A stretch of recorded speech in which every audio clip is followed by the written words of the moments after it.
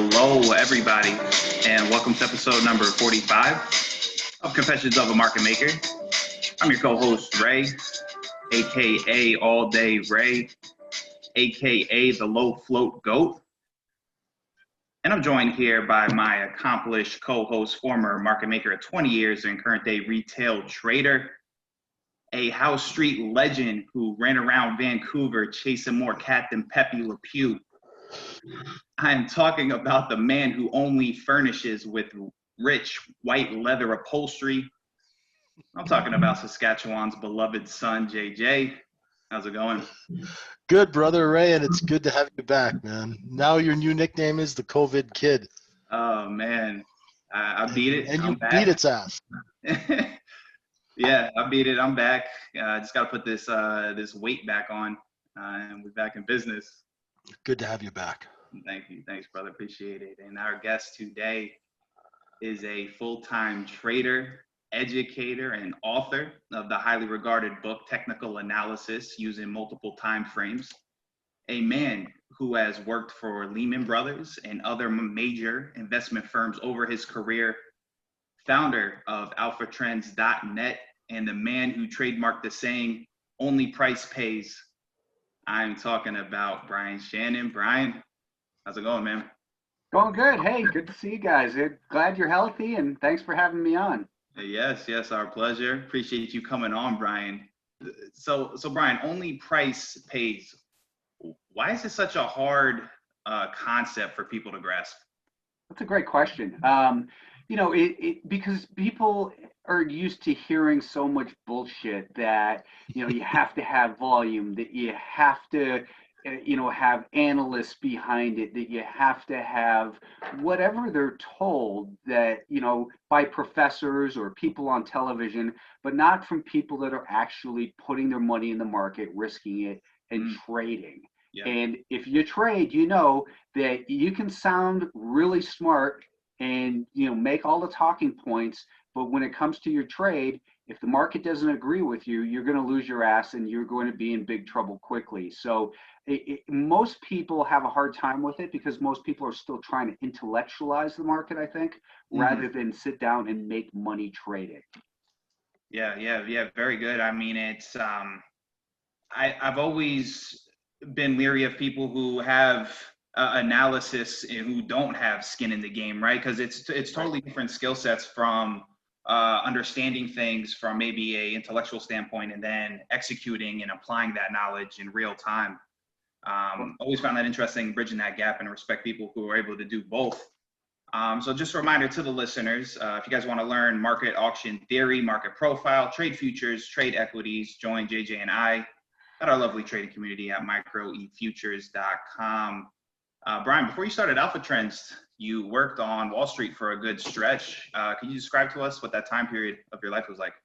Sure. So I was a broker, and starting out, and as I tell people, to me, when I was in high school, and that I had an interest in the stock market, and that followed into college, and I wasn't the best student out there, so I certainly wasn't going to get into Wall Street, via investment banking or some higher up intellectual type job.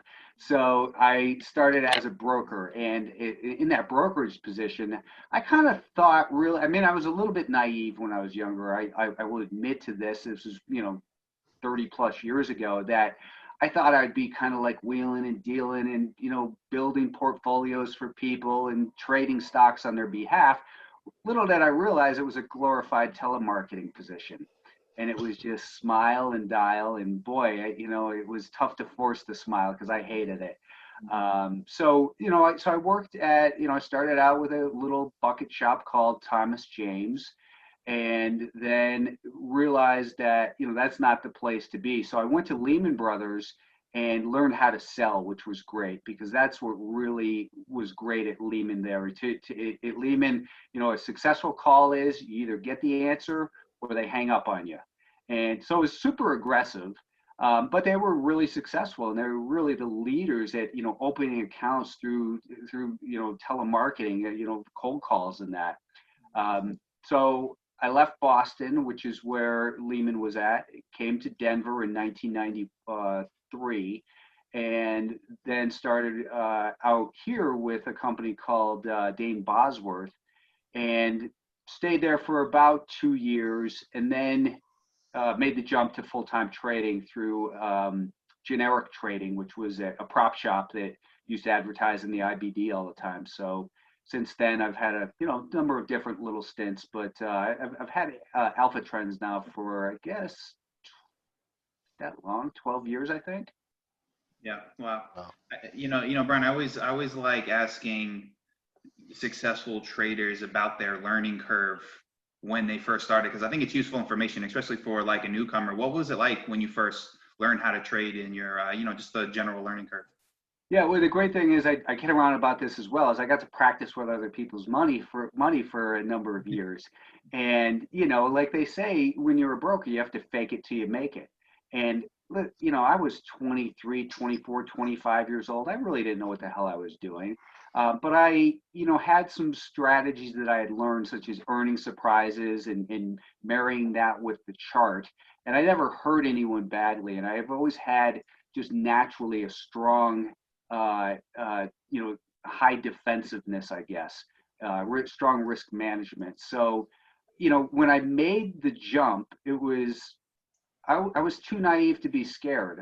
Because I was, young and cocky, and I was making money every month, but I didn't start with a good capital base, and I, had just had my first son at this time, no other source of income. And so with Generic, I actually opened an office for them in Denver and started a day trading shop back in 1994, 95, I think it was. Actually, I started out first with them, and then I went and started my own office with Landmark Securities. And we had other people, traders come in. We would basically lease them a desk and that sort, that model, and get a little piece of their commission. So, it was difficult to do, but I was, fortunately, I always had kind of like a little bit of a side gig as well. So I was teaching a technical analysis class. I had the office. So that took some of that pressure off, because there was way too much pressure with, my wife wasn't working, baby at home, only source of income was trading. And it was, fortunately I was smart enough to see, hey, I need other sources of income here, and just to take some of that pressure off. And it really helps the trading results to do that, where it's not just live and die by your P&L. Yeah, no, I 100% agree. Just from my experience playing poker, like solely just for income, and the amount of pressure and stress it puts on you, it's almost, I don't know, Brian, if you'd agree, I think it might be near impossible to just think clearly, at least at certain times. Just that pressure. And so I think it's when we talk to newer traders, and it's like, if this is the leap you're going to do, you have to think of how much money you might need, and then probably double it, or, whatever. Yeah. Be. I mean, would you agree? I would agree. And, circling back around to the brokerage business, they used to, there was a pride amongst so the manager would try to build a pride of, listen, you guys are warriors. You go out there each month and you start each month at zero. And, those salary guys, they don't do that. They already have it made, whatever. Well, guess what? In trading, you might start out at minus whatever from your last month, or you're still digging out of a hole from something stupid you did 3 months ago. And you don't have that luxury of being able to start over fresh scratch each month. So it's that extra additional, it's the true eat what you kill. And,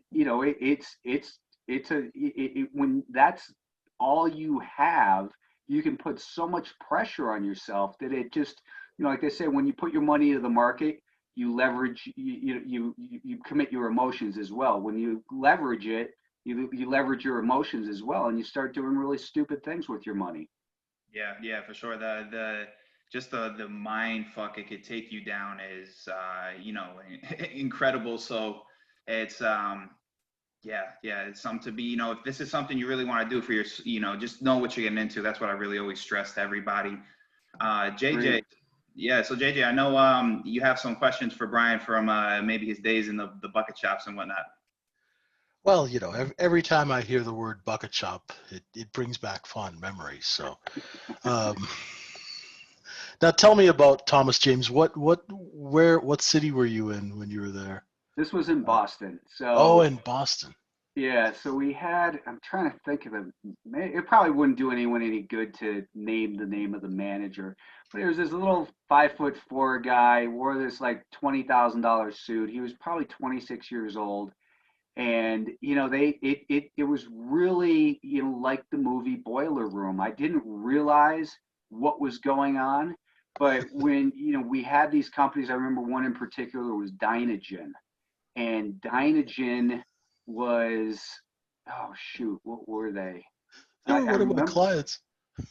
it was something that clients needed to have, and but the stock would trade, let's say, $3 by $4.25. I mean, it was ridiculous, the spreads on these Oh things. yeah. And you would charge a full 5% commission every single time. Nice. Plus, once in a while, the manager with that day would say, "Okay, we've got a special on Dynagen. It's 425 with $1 in it." And that means that basically, the 425, it means that they own inventory at 325. They're selling at 425, and they're giving the broker, me, $1 per share in addition to the 5% on top of that. The client doesn't know that there's $1.25 spread, because you used to get the quotes out of the newspaper. No one really had quotes. What's the quote? It's 4.25. You're a buyer. Oh, what's the quote? I want to sell it. Oh, it's only 3. But wait a minute. And it seemed shady, but I was young. I was just got my foot in the door. I don't know what the hell's going on here. I'm trying to make a living for myself. That was a beautiful chop. $1 is a nice chop. Oh, it was crazy sometimes, the moves that were in there. And the other thing is too, then you would, put it into the commission calculator, and sometimes the commission calculator would, say the commission is 3.3% for whatever reason. So you'd look at it and it might be, so let's just say $330. Yeah. You'd say, the customer would have no idea what the commission structure is. Exactly. And, you'd say, "What's the commission?" "Well, I'll do it for an even 500 for you." Even though the commission calculator said 330. I mean, it was just awful. But, that's how you learn. And that's what got my foot in the door. So I don't have any regrets. I don't, but I didn't last there very long, because I truly, had an opportunity at Lehman where I worked actually as a dialer for $1 million producer. Yep. So I, started out as a dialer, Yep. and then a qualifier, then an account opener, and then, getting my own accounts. Now, have you the famed Lehman Brothers Bible sales training manual? Did you ever keep a copy of one of those? I did. I have it electronically. I put it on Twitter once, and I can dig it up. I have it saved electronically somewhere. It's hilarious to read. Exactly. Love to hear about that. It's cool, because Dynagen was one of my clients. Oh, no and shit. I was actually the guy who came up with the leads for you guys to call. Okay. I was the lead generation guy. Okay. So yeah, I was at a company called Stock Deck, which was that card deck in the gold foil package The other with all one the was 50 profiles. what was the other one called? It was I think his name was Bob Bolin or something like that, who had the lead company. It was anyway, they were like white index cards with a blue around them, and we used to buy a ton of those lead cards. Say net worth, average idea, and then of course you'd inevitably stumble into some microfiche here and there. Got to hit those Glengarry leads, right? Yeah. Well, somehow microfiche used to go around, and I think the sales assistants at other firms would, take the microfiche statements. So you would call up a client and say, hey, Bob, listen, I understand you like biotech stocks. So you'd be looking at his portfolio, and it's Amgen, Pfizer, and Johnson and Johnson. So you'd pitch him on Glaxo or something like that. Just the shadiness in that business is just. It's classic. Classic. Anyway, I just wanted to take you down a trip down memory lane there. What did Dynagen do? I forgot. I know they had like a lot of cures, or I don't remember what it was. I don't know. I think it was a biotech stock, because what we do is we take 50 profiles of these public companies, put it in a gold foil package, send it out to 200,000 people, and then they'd send back which ones that they were interested in. So that would be a hot lead for you guys because they're interested. Cool. Right. Yeah. So that's how I started. Then I took all the promoters, the guys who used to work at H.J. Myers, Thomas James, once they became stock promoters, had their own deals, and I sold their stock into the United States through Canada. Yeah. Very interesting. Well, on different sides. Yeah, it never gets old hearing this stuff. Brian, so what was the .com era like for you? I was at a company called MarketWise, and I was a trader there, and I ran their education.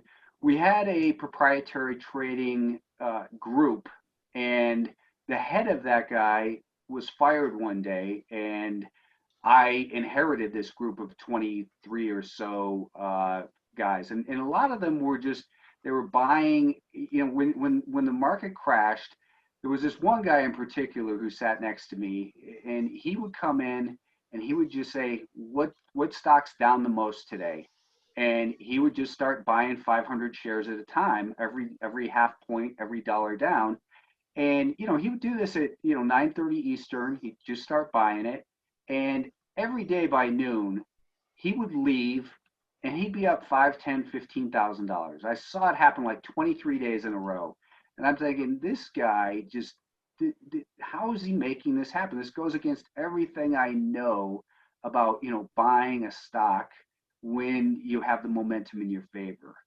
So day 23, he sits down and I said, hey, Darren, what are we buying today? He's like, wait a minute, did you say we? I said, yeah, I'm in, let's do this. And it was a biotech stock. And anyways, I started out with 500 shares. Was buying another 500 down every half a dollar, and I think I had about 11,000 shares there that day. It just kept plummeting. Oh God! And so of course it happened that way, which was probably the best thing. Otherwise, I would have kept doing that so-called strategy. So I had to blow it out, take a big loss. The guy I worked for was totally cool about it because it was money. I made it back in the next month and a half or so. But it was really for me, the .com was a very profitable time because besides that, pretty much that one event, I was making good money pretty much every single month because I was thriving on the volatility. And when the volatility was there, it was really, I kind of view that as my prime in terms of my trading years. So that was, 12 years ago, I was 40 years old. And that was really when I was kind of, just the most into it, the sharpest, to be able to sit down and concentrate at a day trade level without getting up to go to the bathroom or getting distracted with something else. It was really, for me, it was a great time, when the bubble crashed. Yeah, cool.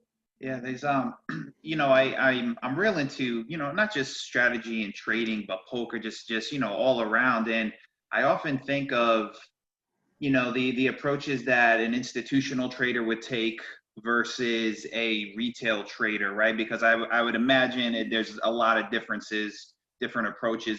Could you maybe speak to those? Yeah, so I think that, I explain it sometimes with the 50-day moving average. We all know that you're supposed to look at the 50-day moving average.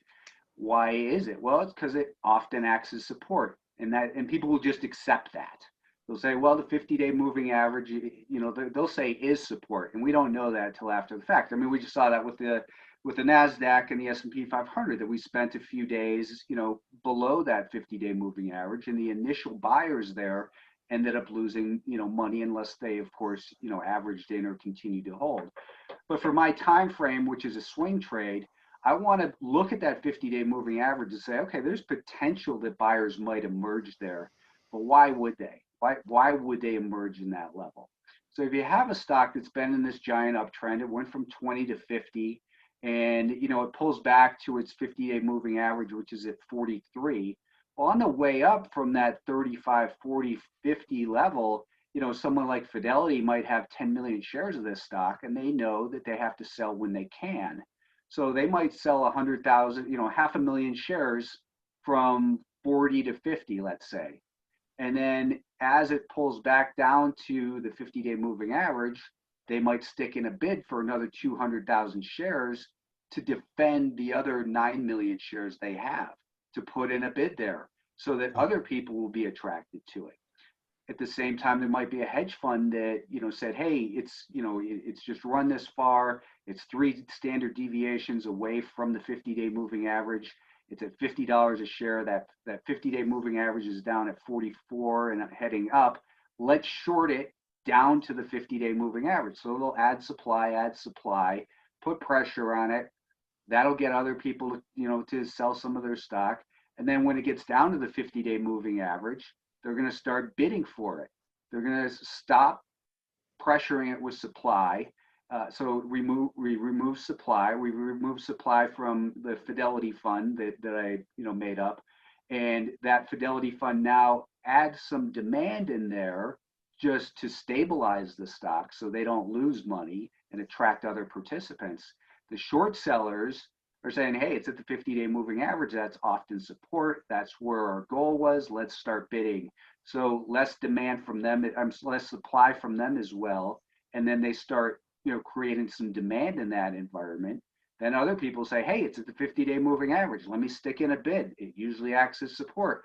So you have all these people coming to the same conclusion in the same area. Then if you take on top of that, let's say it's a 38.2% retracement of whatever the last move was. You might have another group of participants saying, hey, it's a 38.2% retracement. That's where I'm going to buy. Or, the short sellers might say it's at that 38.2% retrace. So in other words, if there's a couple of different, especially bigger types of, 50-day moving average, a Fibonacci retracement, and maybe a prior level of resistance, which we're looking to become support, if those all three come together in the same area, we're going to have different groups coming to the same conclusion, and it's going to be a much stronger area of interest. And therefore, we want to look at it and say, okay, we've got the prior resistance people maybe buying here because they think it's going to be support. We've got the 50-day moving average people here. We've got the Fibonacci people here. And then, there might be some sunspots and a couple of people, but we don't have to be concerned about those. We want to be aware of what are the majority of people looking at? What are the main tools that they're looking at? And then say, okay, there's our level of interest. Now I want to switch down to a shorter term time frame, and that's where I get interested. Let's let the other people do the dirty work of creating the support in that area at the 50-day moving average, at the retracement, etc. And then on the shorter term time frame, once it tightens up and becomes an area where it looks like we have a low risk setup where I can manage my risk tight, and it makes a higher high in a shorter term time frame, that's where I want to get involved. Again, let the other people do the dirty work of creating the setup, and let's get in and catch the wave right as it's about to break. Let me just jump in right there. Thank you very much for saying that. I've been teaching these guys this about, how supply gets introduced, and you just actually put it into, because most of the people I talk to are candle traders or chart traders, Right. And so this is the first time that someone's expressed it in those terms, because I'm always telling them what I'm doing when I'm moving stock around and making markets. And that was a great explanation. Thank you very much. That's just beautiful. That nailed it Yeah, right on cool. the And, head. and again, Yeah. it's price pays because it's supply and demand. That's why you use your volume profile, because that's an objective way of looking at where the supply and demand are. Candles, I had to learn candles to get a CMT. As soon as that was over, I knew I was never going to use them for saying, hey, that's a 3 marching shoulder, soldiers or whatever. I've never seen anyone who really ever makes money. Some hanging men and dojis once in a while people will point out, but in cups and handles, people are so obsessed with pattern recognition and, hey, is that a cup and a handle, or is that an ascending shoulder, this, or who gives a shit about the name? Understand what's going on. Right. It's true. How is that being God. formed? That's what you need to understand. Understand, supply and demand dynamics and market structure. Beautiful. A breath of fresh air. Thank you. Thank you so much. Yeah, Beautiful. I knew, JJ, it's funny. I knew as Brian was explaining that, I knew like you were just giddy with joy hearing him explain. This is finally. This is what I said before we started, guys, when I was saying like you guys might have different ways of looking at the market as far as, like chart wise, but the philosophy is the exact same. And I think this is probably one of the biggest things, JJ and Brian, that's helped me, is like looking through the market through this lens, right? It's like the whole point of technical analysis is to understand the participants' motivations. Would you guys say that's true? I think it absolutely is. That it's about, trying to, create a framework for decision making and saying, here's where it makes sense based on supply and demand. Let's test it a little bit with some money. Let's add to it as it confirms, and then manage risk. And it's really a lot simpler than most people want to admit or, are capable of realizing, actually. Yeah, and I find that fascinating, Brian, is that like, do people want to overcomplicate it further than it is? I don't know what it is about the human brain. I know it's not wired for proper risk taking, but I don't know. I just find it really fascinating. Yeah, the wired for risk taking is fortunately something that I feel like I am. It's I can look at my career and say that it's, the skeptic could say, well, my biggest issue is I sell my winners too early, but I also sell my losers even quicker. And I'm not the greedy last guy in there, but I'm truly looking to just, manage it, carve out, maybe hang on to some straggler shares once in a while, really size up in something, but I usually get it wrong when I do. That is, I see something that looks just perfect, and so often I don't know why it's not. It's the weirdest thing. So you've got to just defer to price action. Only price pays, and just because I think it's the best idea, if the market doesn't agree, I'm willing to let go of my opinion because I work too hard for my money. Yeah. Amen. So tell us a little bit about your company, Alphatrends, and what you guys do over there. Okay. Oh, Alphatrends started, I think, like I said, 12 years ago when I was working at MarketWise. MarketWise was a trading school, and we had a proprietary trading department.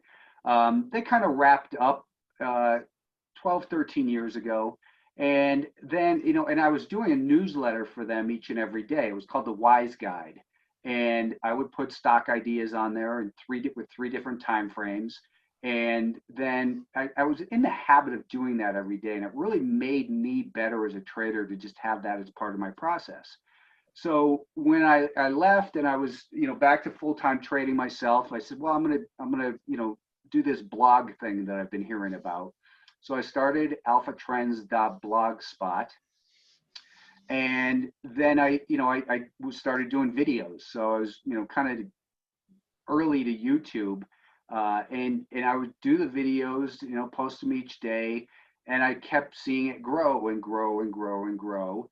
And I just, I didn't want to deal with the hassle of creating a subscription product. And, it was a lot more work back then than it is today. It's not all plug and play. Fortunately, Howard Lindzen reached out to me once, and 10 years ago, and said, "Hey, get on Twitter. Do you want to monetize this? We'll do a blog for you and take care of everything behind the scenes." And I'm like, "Great! I've got this audience. I mean, might as well turn on a revenue." So in the last 10 years, I've been doing alphatrends.net each day, and it's a swing trade service where I give ideas, and I always tell people, don't trade just every idea. I might have 6 ideas. One's a $3 stock, one's a $200 stock. There's 3 $40 stocks.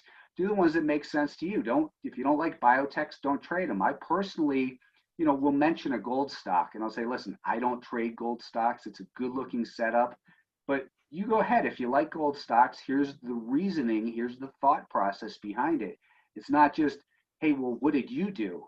Well, why would it matter what I do? It's your money we're talking about. I understand they want to feel that connection, but if I'm trying to teach a process and get them really to think for themselves at the end of the day and understand it, that's really, the value that I think I add to the community that I've built there.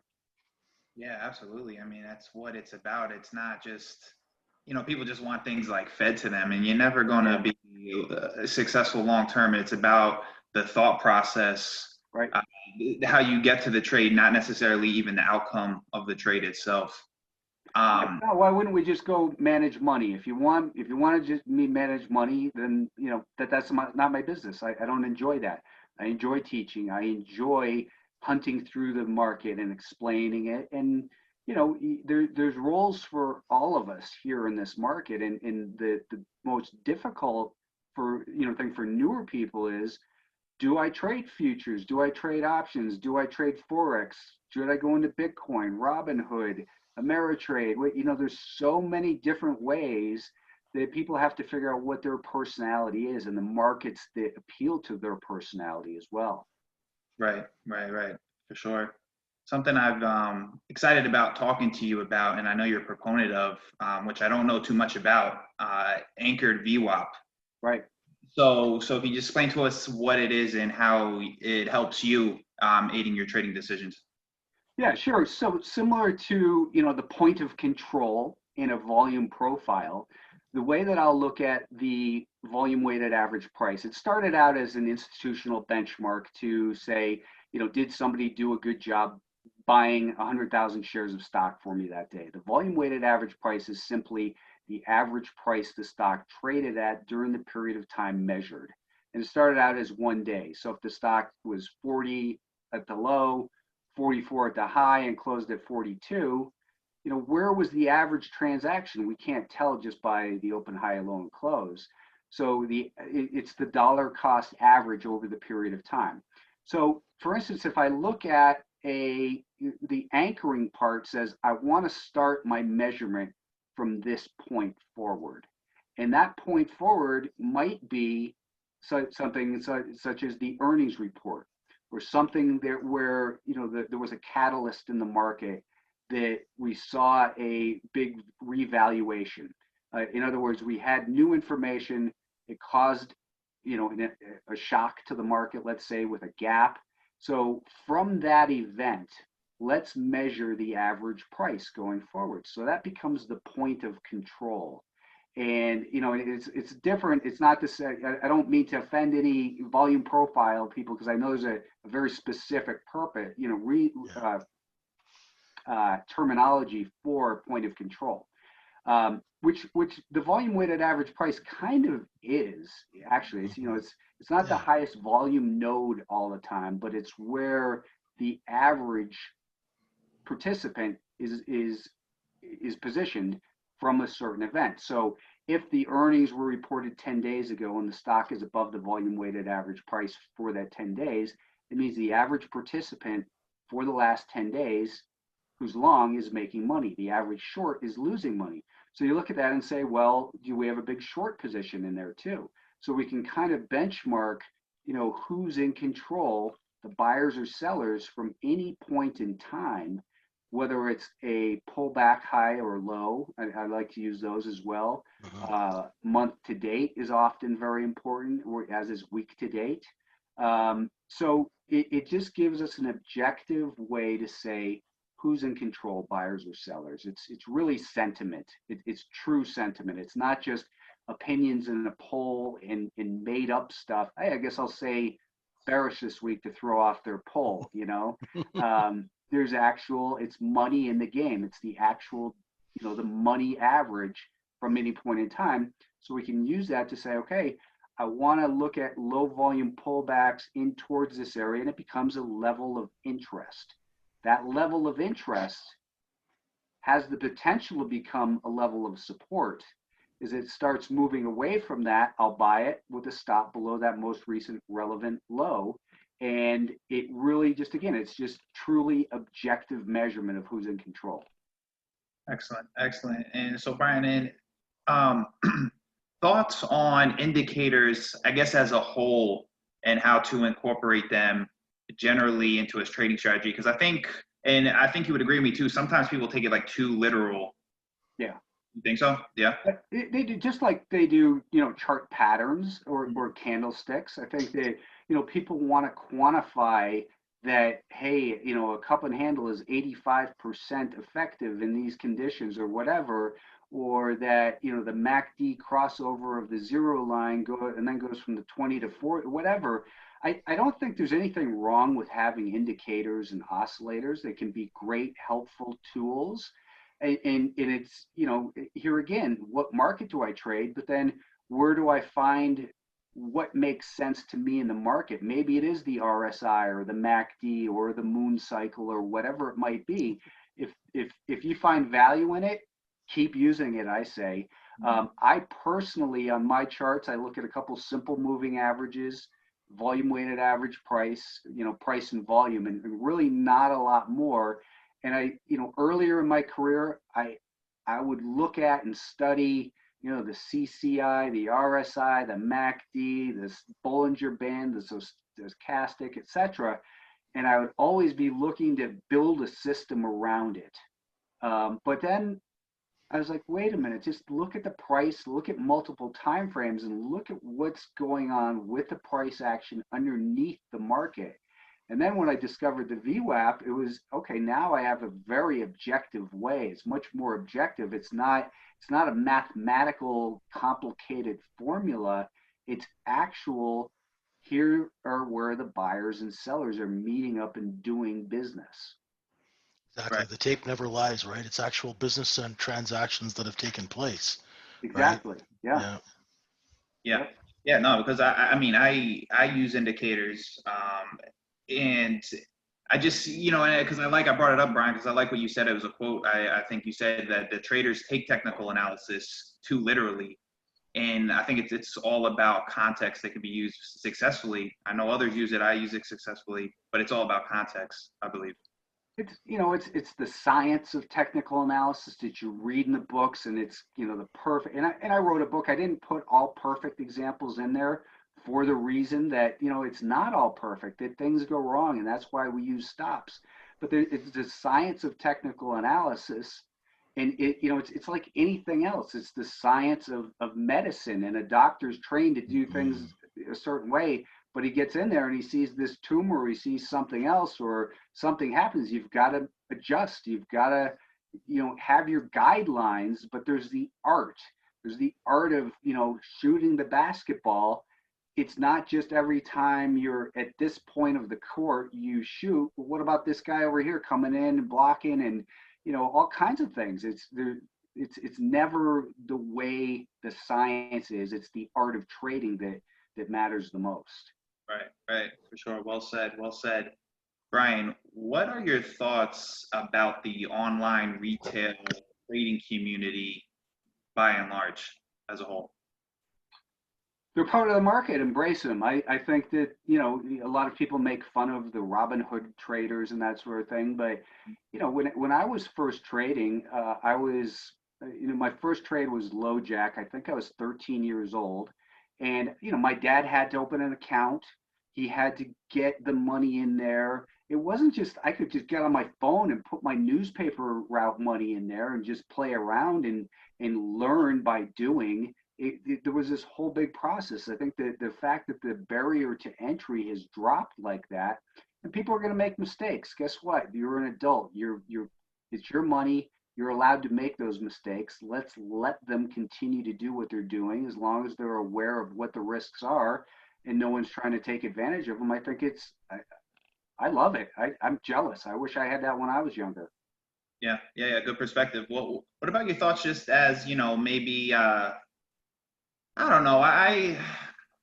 And JJ knows how I feel about certain people, I guess, maybe on Twitter, I guess. Sometimes it's a big circle jerk, a lot of fluff. Do you see any of that, or am I just being a little harsh, I guess? No, you're not being harsh at all. That's an absolute reality. That there's so much noise on social media, and it's again, there's another confusing area. It's like an indicator. Do you just tune that indicator out, or do you have it on your stream? Are you obsessively looking your stream? If you look at my Twitter, I very seldomly post intraday. It's really, I think about it, then I do it. But there's just so much noise on there that you have to know yourself. So for instance, I used to be terrible at having CNBC on and listening to it, and out of boredom just going in trading. So they'd say, coming up, there's a little company involved in Bitcoin, and it sort of looks like it's going to be a riot. Oh, riot, that's it. Joe Kernan used to do that. I used to call him the Riddler. So I'd go in and buy it, and then they'd come back from commercial. He'd mention it, boom, it'd get its pop, and I was smart enough to figure it out. So I'd make 23 cents, whatever. But then it became, I was just like a compulsion. I would trade any ticker. So finally, I found out I was losing money from it. It was noise. I turned it off. Same thing with Twitter. I really don't follow people there too much. I'm aware of some people. When some people put up ideas, I'll look at the stocks. If it's a symbol I don't know, or maybe I haven't looked at in a while, I go, okay, that person's smart. They're looking at that symbol. Now let me look for myself. And I would never buy something because someone on social media, no matter how much respect I have for them and what they think in the market, I've always got to make the idea my own and say, okay, here's how I view it when I look at my charts and these time frames. So I think, yeah, there's a lot of circle jerk, whatever, noise, and I don't think most people are there ill-intended. If they are, I'm really quick with the block button. I mean, overly quick. I probably block some people that shouldn't be blocked, but if you're going to waste my time or say stupid stuff or call names, it's just, we're at work, Yeah, exactly. Get the hell out of my office. Exactly. You think about, I always tell people, if these people acted on a trade desk the way they act on Twitter, they'd get beat toward an inch of their life. I mean, where I'm from anyway, you'd get backhanded, like without even like. It's amazing. It's just the way it is, though. Yeah, so I guess I don't see a lot of it because I've done a good job of blocking them. In fact, I said to a friend yesterday, here's the behind the scenes before I tweeted something. I was saying, hey, Steve, look at all that, look at the strength in solar. I think, people think that, this might be because they think Biden's going to win. So I said, listen, I'm going to tweet it this way. It says non-political. Solar stocks seem to think Biden's going to win. And I said, let's see how many people I can block from this. Because I was really expecting, oh no, you've got to vote for this guy or that guy because of this or that. And I was actually kind of disappointed. I think I've been too good on my block game that nobody said anything stupid, or if they did, I didn't see it. Oh, well, very good. I've said this plenty of times before. I think Twitter is a good resource if, like you said, you block out the whatever the type of people and noise. Yeah, the noise. You block out the noise. You have the good informed people. I don't know. People like stuff, people retweet stuff. It seems like I can't get away from it. I don't know. They got to fix my algorithm on Twitter. I don't know. You can go into the people you follow, click on their name, and then there's those little three buttons, and you can click on that, and it says turn off retweets for that person. Oh, okay, good, very good. So I've done that for a number of people that I don't see their retweets.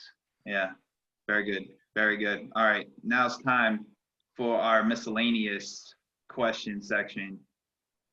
Okay. Have fun with it, not enough of the trading stuff. You guys just for trading, get out of here. We're going to talk some just life stuff. Brian, you're living out in Colorado, beautiful state. Tell us about it. How do you like living out there? I love it. I'm in Denver. I think Denver's getting, a little old for me. I want to move, closer to the mountains because I love going skiing, hiking, biking, whatever. And, to drive a half hour to get to the cool stuff every day is annoying.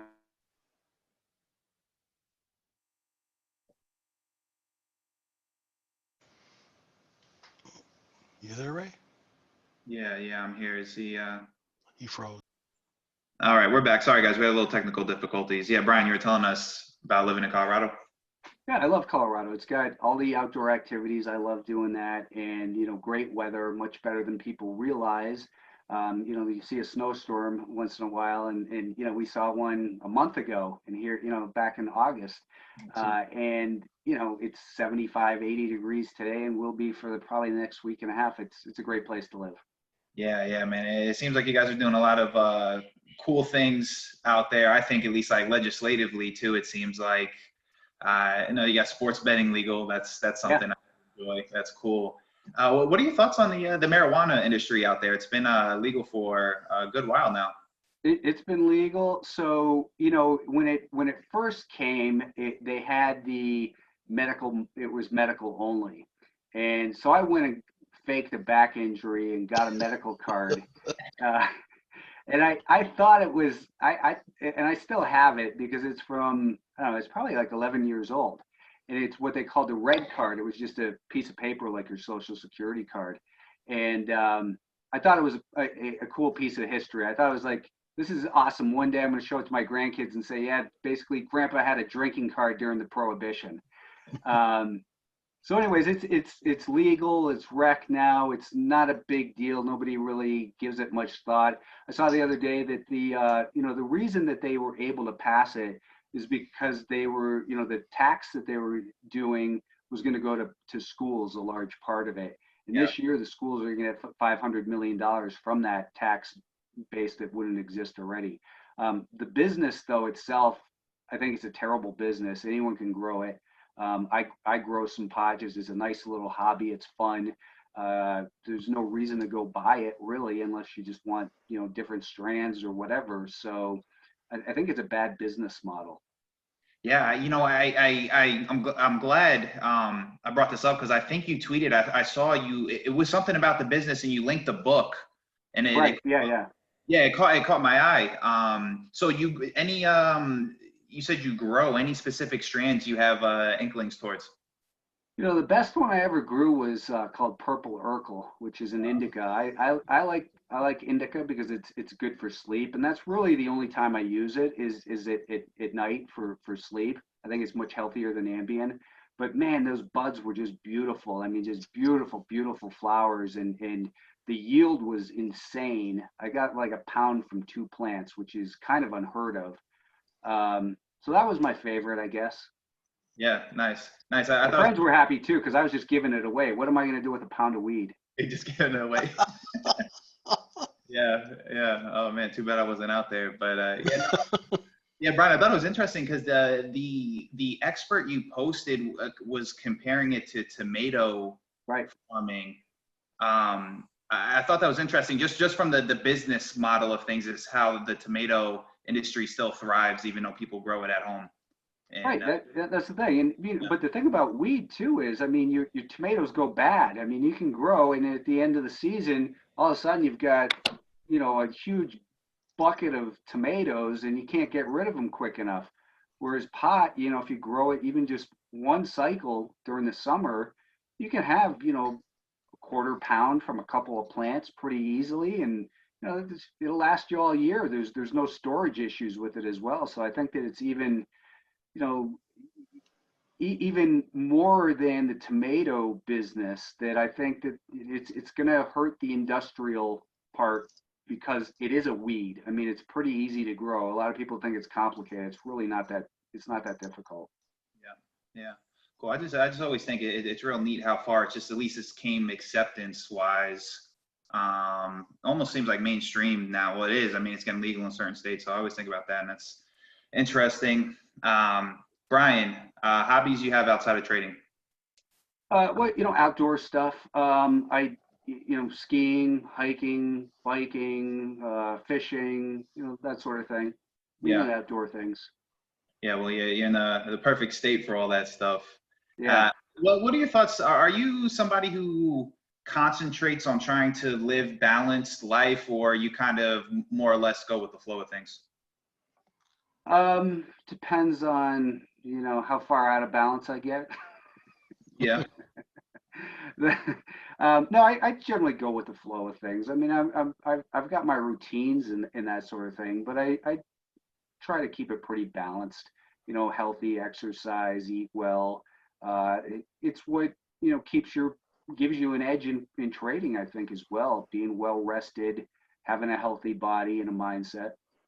Yeah, for sure. Yeah, I agree. That's why I like to ask people the question, because at least my belief, or at least like me personally, and I know everyone's a little different and everyone operates differently, but like I need to take care of myself, be balanced. I can't be all trading all the time, or I think my mind burns out.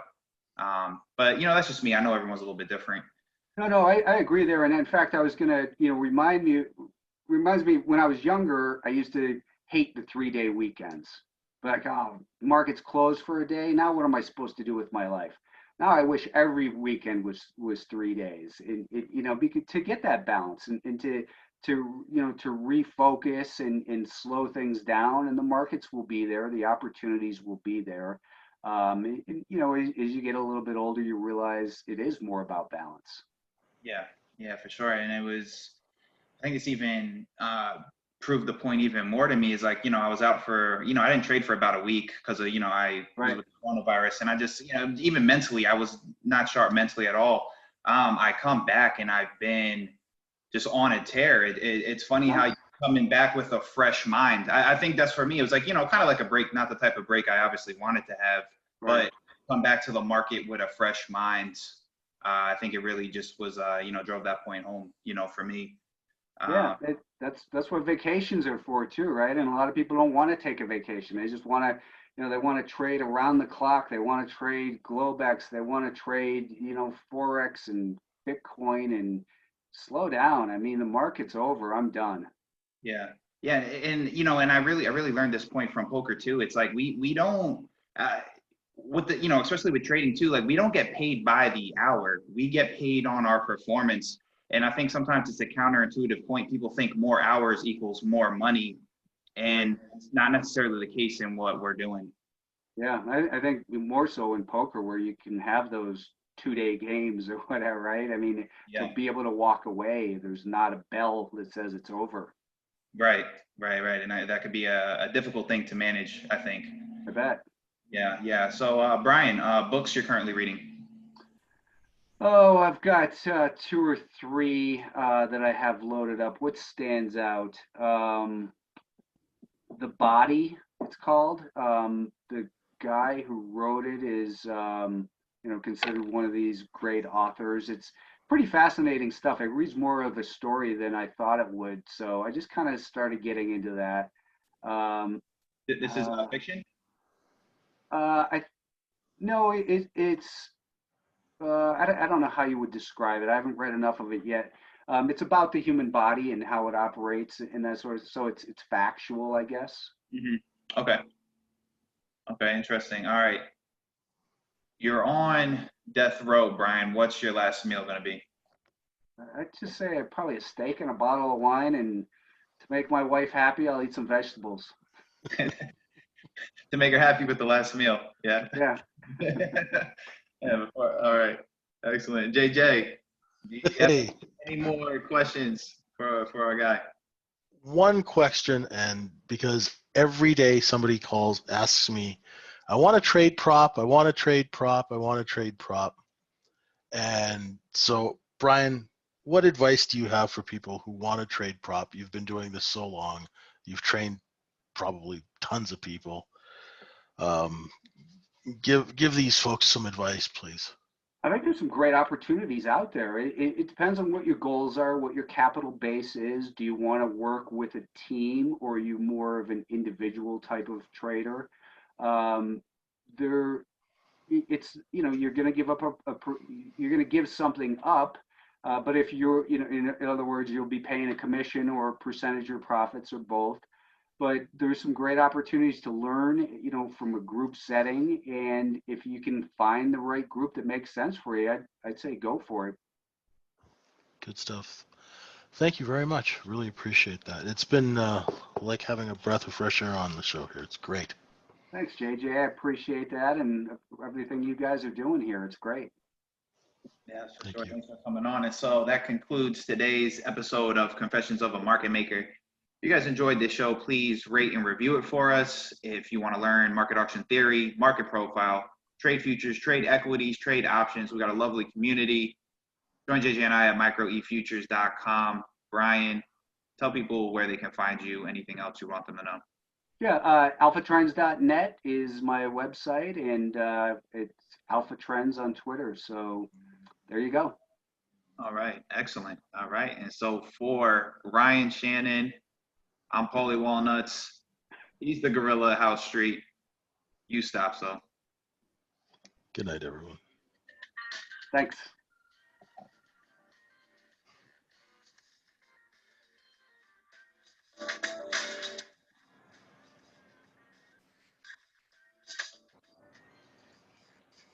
All good, clear?